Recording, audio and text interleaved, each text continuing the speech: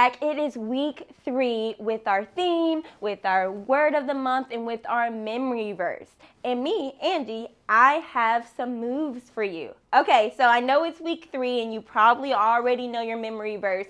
You know it in your sleep, but I'm going to give you some hand signals so when you're saying it or when you're even teaching people it, they can remember it easier too. Are you ready? Okay, here's how it goes. It goes 2 people are better than 1.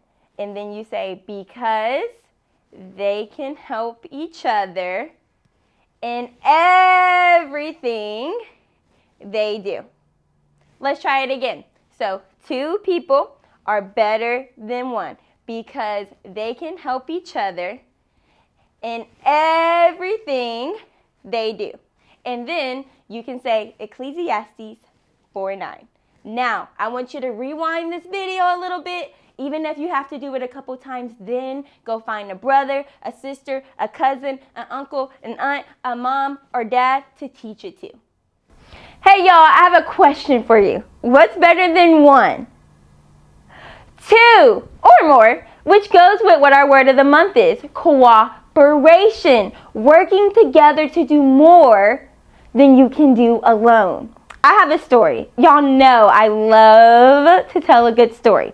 So, as you may know, I've mentioned it before, I have a twin sister.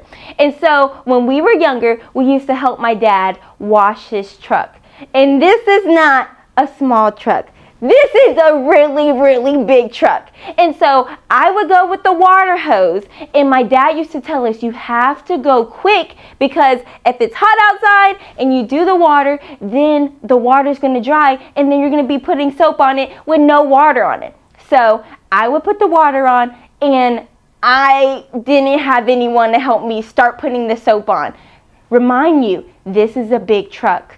So I needed help. What I did, I called my best friend, my twin sister, and I was like, hey, I need your help washing our dad's truck. I'm going to do the water, you're going to get the soap, and so we can make sure we get this job done quicker and, more importantly, better than what I could do myself. I want to see in the comments what is a story of a time that you use cooperation, and I want to hear how you're going to use cooperation this week. Cleo, are you okay? Did you just run a marathon or something? Seriously, why are you breathing so hard? Right. You guys. What? You guys. What? You guys. Mr. Jones wanted me to let you guys know that the deadline to have all the materials packed and shipped for the Johnson project has been moved up to tomorrow at 10 a.m. What? Oh my gosh, that's over 500 boxes. I mean, I thought we at least had until next week to get them all done. Right. It is already 4 p.m. Like most of the crew has gone for the day already. I know. That's why I had to come and let you guys know really quick. He wants us to stay and get everything prepared so that the shipment can be ready for tomorrow morning. You're kidding, right? Does it look like I'm kidding? This is going to take us all night. Hey, guys, listen. We can do this, y'all. We can do this. Listen, if we stick it out and if we work together, we can get all 500 of these boxes packed and ready for tomorrow. We can do it. Hey. That reminds me of our Bible story for this week in the book of Nehemiah when Nehemiah rebuilt the walls in Jerusalem. You're right. Oh my gosh, so when Nehemiah heard that the walls of Jerusalem had been burned down and that the gates had been destroyed by fire, he knew he had to go back to his hometown and do something. Right. He prayed to God and then he asked King Artaxerxes if he could go back to Judah and help rebuild the wall. And the king said yes. That's right. And then after that, after Nehemiah had inspected the wall, he went and got all the priests and the nobles and the officials, and he got everybody. And he said, guys, let's go and build this wall together. Right. Yes, and Nehemiah 2:18 says, and they said, let us rise up and build. So they strengthened their hands for the good work. Exactly, and that's what we're going to do. We're going to strengthen our hands to get all 500 of these boxes packed and ready for tomorrow. You know what? Let's do this. If we work together, we'll get this done in no time. Yeah. Team on 3, guys? What? That's what they do in the movies. Listen, maybe we can do it after we get done. Let's get started, guys. Come on, come on.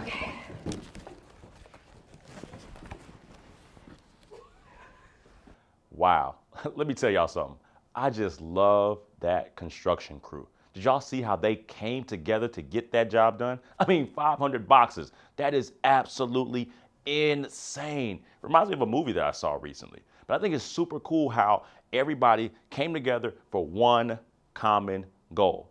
And that takes us to our Bible teaching for this week. In the book of Nehemiah, Nehemiah had a crazy task on his hands that it was going to take a whole lot of people to accomplish. Now, sure, he led the charge, but he knew that he couldn't do it on his own. So he goes to this guy, King Artaxerxes, and he says, hey, the wall in my city has been torn down.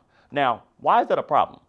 That's a problem for the fact that if the wall was torn down, the city is open for invaders and people to come in and overtake them and conquer them. And that's not good. And it actually made Nehemiah really, really sad. So Nehemiah says, hey, King Artaxerxes, would you mind if I go back home to handle this situation for my family and my friends and my community? Well, sure enough, Artaxerxes was kind enough to allow him to go back. Not only did Artaxerxes do that, but he even sent some people to give him all the things that he would need to build this temple back up. Isn't that great? It's amazing. So he goes back and he starts the work. And sure enough, he had some naysayers and some people that didn't want to help him, but he called upon the nobles and the priests and all sorts of people to help get this job done.